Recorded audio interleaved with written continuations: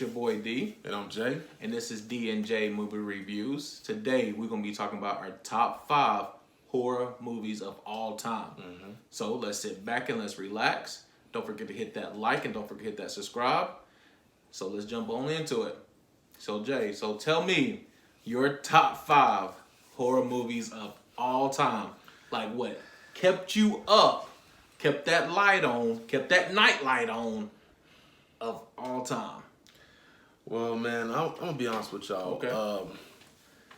It was a hard list for me to pick my top 5 horror movies. Okay. But I know if I had like a top 10 or something like that, I mean, it'd be easy. But the top 5 was like, it was really hard to decide.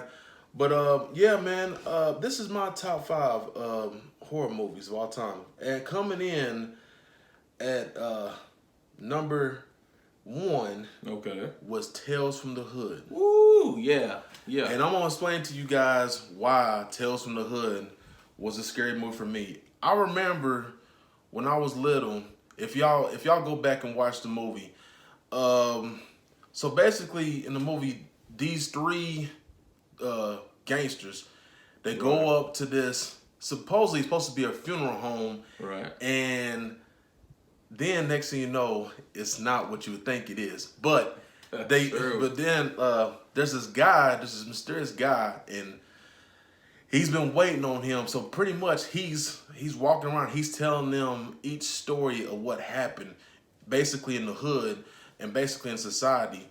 And pretty much, man, I remember watching this movie when I was a little kid. I don't know why, but one particular part in the movie is when there was a guy.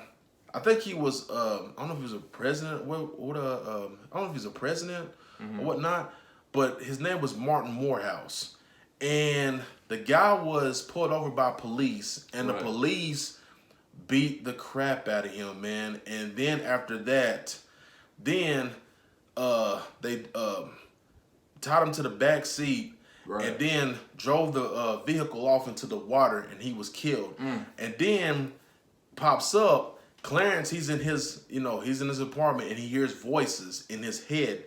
To kind of find out, it's Martin Morehouse, and Martin Morehouse is telling him. He says, "Bring them to me."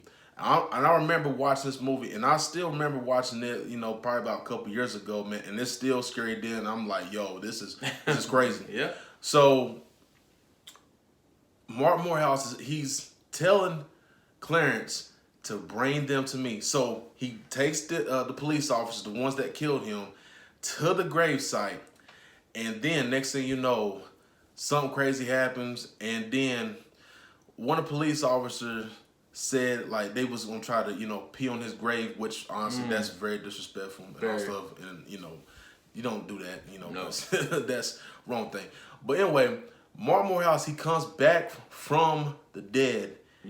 And he, oh my gosh, when he kills this one police officer, he rips his heart out, and he has his heart in his hand, and he's looking right at it like this. And then he looks up, and he looks at the other police officers, and the other police officers, they bounce. They took off running. And then, and the crazy thing about it is that them cops, they was traumatized of what they seen.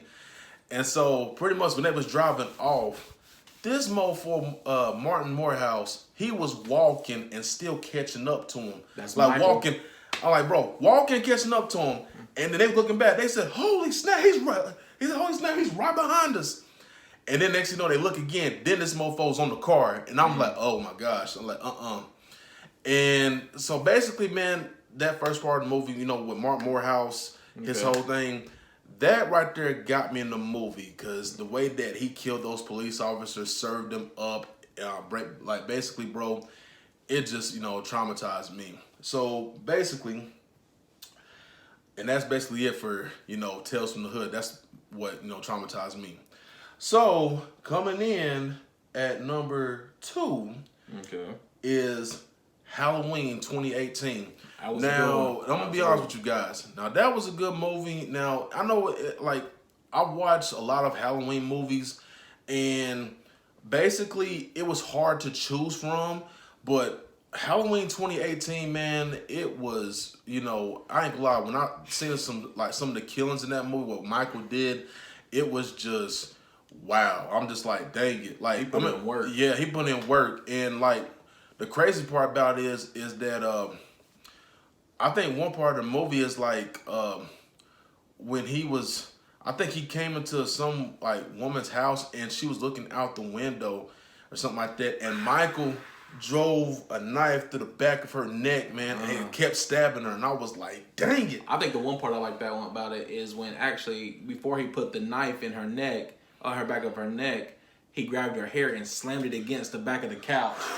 Now I was like, dang. Yo, bro, Michael does not have, he does not have no remorse for life. No. Bro, in that movie, he was just, he did not care, man. He was just killing people left and right, man. And, Michael was just that guy, man. Like, he was just, going in and he was, because basically he was after Jamie Lee Curtis character. Mm-hmm. He was wanting to kill her. But honestly, let me go get to right into this, Darrell. Okay. So, is there a connection between Michael and Jamie Lee Curtis? Are they like any relations to one another? Yeah, they're brother and sister. That's what I thought about that. That's why. Yeah, they're brother and sister. That's because if you've seen Halloween Resurrection, mm-hmm. at the beginning of the movie, Jamie Lee Curtis, when they went to the top of the hospital, and she said, "I'll see you in hell," and he stabbed her in the back, and that's her brother. And at Halloween H2O, when her son and his girlfriend was running through the woods, and she opened up the door for him, and they put him in the closet, and her boyfriend was like, "Who is that?" It was like, "That's my brother." Oh wow! So yeah, that's their kin. The mom had a brother, had a son, and a daughter. Mm-hmm. So, and yes, they are brothers and sisters. So that's the reason why, because he killed everybody in the family besides Jamie Lee Curtis. Okay. So yeah. Yeah, man. Like I said, Halloween 2018, man. That's just one of my best movies. But yeah, bro, like in that movie, he was going in and killing everybody, man. He was just like the whole 9 yards, did not care. And like Michael was just tearing people up. And honestly, this is where I'm looking forward, and I'm looking forward to Halloween Kills in October, because from that trailer alone, bro, fire. And I really do feel like the movie's gonna be fire when it comes out. But that's not here in North City there. So anyway, that's it for Halloween. Number 3. Now I know a lot of people may laugh at this and all stuff, but you can say what you want. But mine is From Dusk Till Dawn. From Dusk Till Dawn. Now y'all remember some vampires. Yeah, some vampires. So basically, in the movie, George Clooney and Quentin Tarantino, right, their escape fugitives or something like that. So basically, they escape from prison, and they end up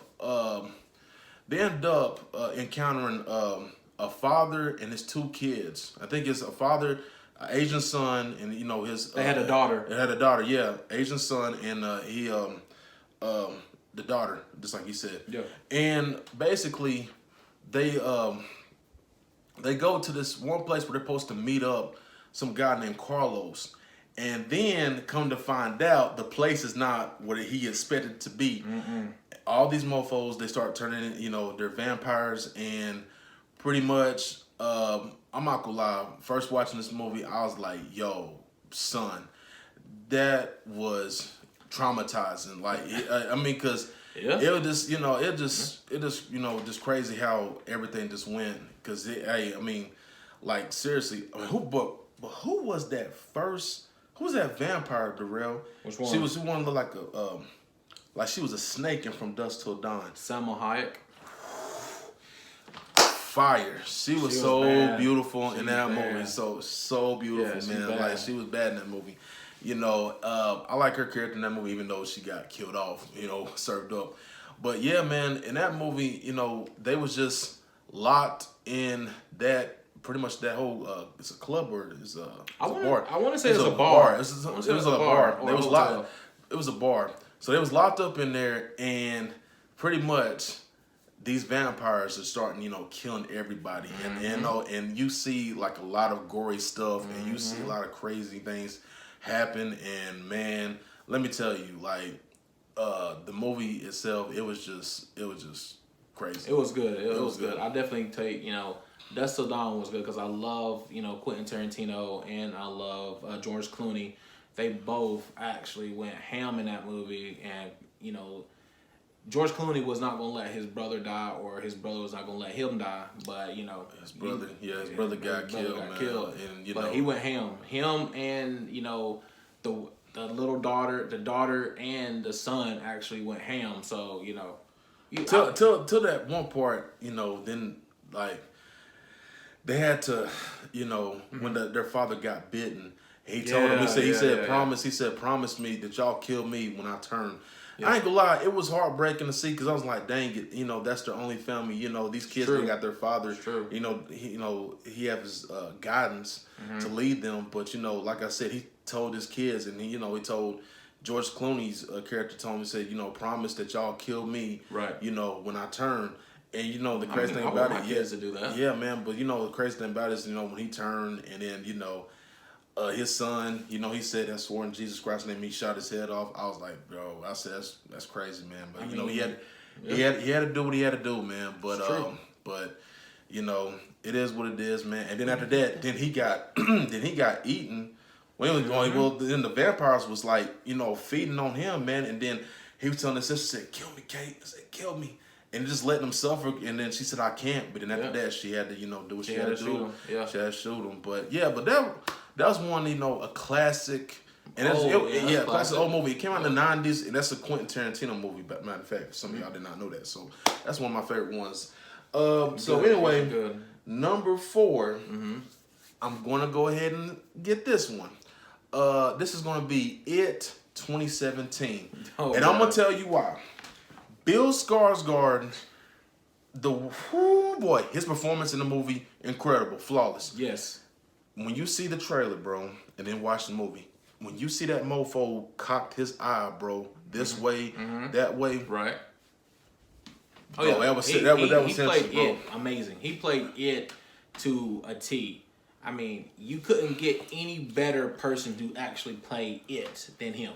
I mean, honestly, I know Tim Curry was someone when this movie came out, he was proud. Actually, I think he did, he congratulated Bill Skarsgård on his performance on Pennywise.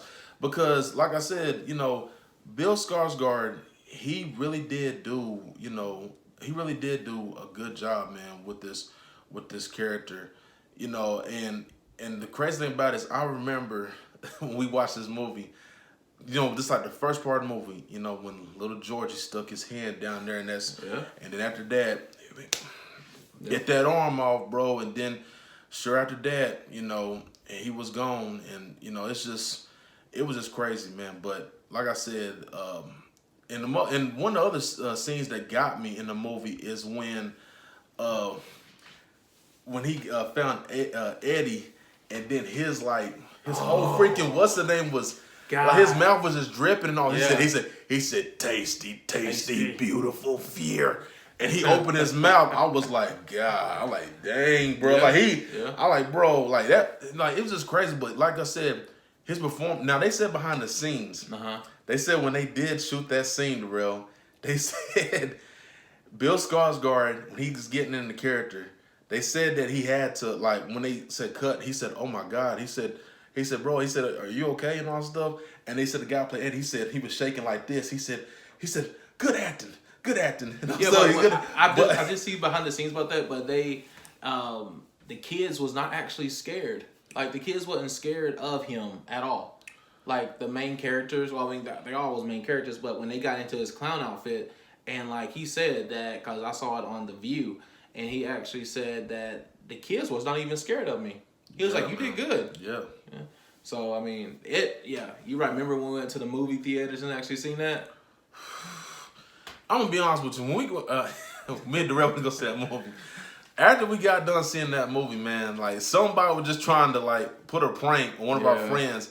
They put a red balloon on our friend's car door, and we was like, hold up now. And honestly, I think this is when The I think clowns. the clown purge was starting to happen and all stuff. Like they had like these clown sightings, and that's when a lot of these families they was getting real serious. Like, hey, stay away from my kids, or else gonna empty a clip inside you. Like for real, like they was not playing, man. And it was about to get crazy. But yeah, somebody really did they did put a red balloon on one of my friends, one mutual friend of ours, like car door, and we had to stay with her till everything was like secured and all stuff. But it, like I said, but it is what it is. Scared.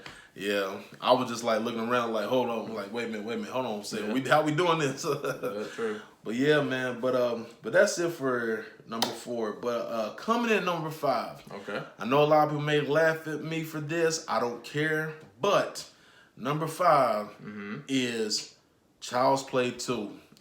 And I'm gonna be honest with you, all the Child's Play movies when I watched as a kid, they all traumatized me. I remember one night, I think I was probably like maybe about 6 or 7. I remember going to bed at night, and I remember I could not turn my light off because I did not like the dark. I could not turn my light off. So I set my light on, and I remember I had this weird dream. Okay. In the dream, I woke up and I seen Chucky. He was out at my door, and he said he had the knife in his hand.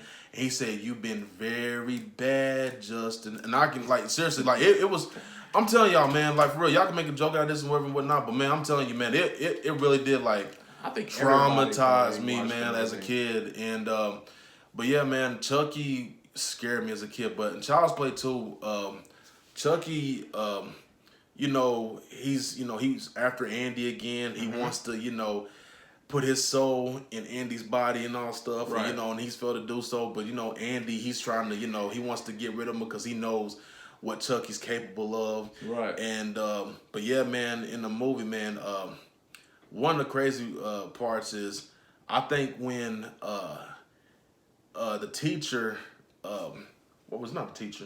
Yeah, what was in the classroom scene? In the classroom. Yeah. And Chucky was in there. He was going through going through the papers, and then he said, "Aha!" And then he wrote down something crazy. It was funny. Yeah. But then the teacher, she looked at it, and then tried to then she showed the end. She said, "What is this?" And then after that, did she lock him in the classroom or something? Cause she did. Yeah, she locked him in the classroom. She threw the doll in the closet, and then, of course, Andy goes in there, tries to look and investigate, and then Chucky says, he said, "Peekaboo," and he tried to come through, and then he said, "Please," he said, "Let me out of here, Andy." Yeah. He said, "No, open the door." He said, "Let me out. Let me out." Yeah. I'm like, yo, hey, Chucky was, I'm say what y'all want to, man, but when I was a kid, bro, Chucky, he was scary, man, and I'm gonna tell you, he was that dude. Yeah. I'm telling you, Chucky was. I like him in 1, 2, and 3. But all the other ones, it was okay. But my sister, she had her godmother. She has her own room at her godmother's house, and it's filled with nothing but porcelain dolls. Oh wow! And like there was one night I went to actually spend the night with my sister and her godma, and she's like, "Oh, you can sleep in the doll room." I was like, "You crazy?" I was like, I'm not sleeping at work. One of them wakes up and one like, "Yo, we won't have some fun with him. Tie me down." Nah, I don't. But yeah, Chucky was good. Everybody, I don't care if y'all sit there and say, "Oh, I wasn't afraid of Chucky." Yeah, y'all was. Child's Play 1, 2. You have dolls who actually possess now. Come on now. Yeah, that's a lot. I mean, I think I want to say they got the idea of the Annabelle. That's what I want to say, because remember back in the day, Annabelle was a Raggedy Ann doll. So that's the reason why they had, it was actually possessed. So you right, Chucky got me. Chucky 1 and 2 got me. And Charles Lee Ray, he was a murderer. So yeah, I definitely understand that. Yeah, man. Yeah. So that's basically it for my top 5. But anyway, Darrell, what's your top 5, homie? My top 5, I will say, I'll start at number 5. My 5th one is actually the Killer Clowns. Oh, okay. Back in the old school days. Okay. I mean, you had these clowns coming from a different universe, coming in and actually like wrapping, adults up, wrapping kids up as cotton candy and sucking their blood. Nah, that's No, nowadays you see people with UFOs and you don't even know what they're gonna do. Yeah. And so it's that actually got me. It was awful. And I was up all night one night. I had the night light on, bathroom light on. I had my lamp on. I had all of it on just so I want to see one of those clowns coming out of my closet or at my door gonna wrap me up in some cotton candy and you try to suck my blood. So I'm bone dry. Nah, I can't have them. But yeah, I would say that was my number 5. My number 4 will have to be The People Under the Stairs. I know that was a movie that actually I could not sleep all night. Cause I used to live with my aunt back in the day and she had these stairs, but there was something that actually was you could put stuff underneath the stairs, and there are sometimes that my cousin will go under it and he'll knock on the stairs while I go up on it, and I will like freak out and I would not go back in the den. And I'll say that was the number 4 of my scariest movies I've ever seen, and I love it. I watch it to this day and I laugh about it, but being so young back in the day, that actually got me, and it was super scary for me. My number 3 will probably have to be Nightmare on Elm Street. Okay. Well, I'll say it have to be Nightmare on Elm Street. all right. And because Robert Englund playing as Freddy. I don't care what anybody says. Robert Englund cast as Freddy, bro, like best ever. Best ever. I was very disappointed. I don't know whoever they cast the new guy to play Freddy in the 2010 I was remake. mad. I was mad. I'm like, bro. I was mad. He did a good job, but it's not. I like Robert Englund. Not like Robert Englund. I'm not disrespecting the person who actually played Freddy in the newest one that actually came out. He did a great job, but he didn't have those punchlines like Robert Englund did. Because Robert Englund will make you laugh, but he'll also make you think. Yep. And it's like, do I want to go to bed? Do I not? Do I want to do this? Do I not? So yeah, you had Nancy. You had Johnny Depp as her boyfriend. And when the first time when the two couples was in the bed and Freddie picked her up and started slashing her and everything, blood everywhere. And I want to say it was Wes Craven. I think it was Wes Craven. Wes Craven who actually Wes Craven's New Nightmare. Yeah, Wes Craven who actually directed that movie. Man, God, he did a great job. And just the things that actually it makes you think, like you said, like you're in bed and you don't know what's going to happen. You don't know if something's going to happen or he's going to come in your dreams. He's going to play with you a little bit. That's what I like about Robert Englund is that he'll play with you. Freddy, he'll play with you first, then he'll kill you. Yep. Then see if you can get away, then he'll kill you. That's true. But then you wake up, then you're dead. Yep. So, all right. So number 2 will have to be The Conjuring 1. Okay. Yes. The Conjuring 1 was good. The Conjuring was really good. Yo, the scares was what got me, bro. Yeah. It was on point. And it's wasn't it based on a true story? Based on a true story, man. And yeah, that actually got me, and it was goodness gracious. And wait a minute, was that the one with where there was an old man that possessed that little girl? No. You sure? No, I don't think the old man possessed the little girl. No. I could have sworn. No, it was a house, and who was it? I could have sworn there was one movie in that universe where the little girl, she was possessed by that old man. The old man was in his 70s or 80s or something like that. That's The Conjuring 2. Oh, I thought it was 1. No, that's The Conjuring 2. Oh, okay, gotcha. That you actually spelled it out though. So my number 1 is actually The Conjuring 2, and just like how they was in the UK and you had a whole family and the family was actually getting traumatized by an old man, but there was another secret about the old man. Because the old man was actually trying to tell them, get out of my house. you don't belong here, blah blah blah. But there was somebody else who was trying to get them. But the Conjuring 1 was good. The Conjuring 2 was my favorite because they put more into it, and they just went bananas in it, and like it was scary. Like when I get scared, I put my hands over my eyes, but I'll open my fingers so I can still see. But when something goes wrong, I close them. So don't make fun, don't judge me. But yeah, The Conjuring 2 was my favorite scariest movie of all time. My top 5. But yeah, I love the Conjuring, series. I love Annabelle. I love, all that stuff. So I mean, I love scary movies, but that's my top 5. That's me. That's my top 5. So again, y'all tell us. Y'all leave a comment and y'all tell us what are y'all top 5 scariest movies of all time. It has to be 5. And I want to see them. I want to see, do they match up, or do y'all like ours? Do y'all not? So, again, my name is D. And I'm Jay. And don't forget to hit that like, share, subscribe button, man, Right. as we keep going forward to give y'all what y'all need, man. Keep supporting the channel, man, because like I said, we're going to give y'all a lot of stuff out real soon, man. I'm hoping there's a lot of stuff. I know it's like a dry year, but like I said, man, there's going to be a lot of stuff we're going to try to get to y'all. Yeah, we're gonna, and I mean, we're not only gonna just do movies, we're gonna do sports, we're gonna do all different types of things. And I mean, again, you're gonna see us, sometimes separate and sometimes together. Sometimes we won't do it together because our schedules don't fluctuate. Our schedule, like he works nights, I work mornings. So, but yeah, we're gonna try to get stuff out there to actually see, to help y'all to actually tell y'all about what we like and what we don't like.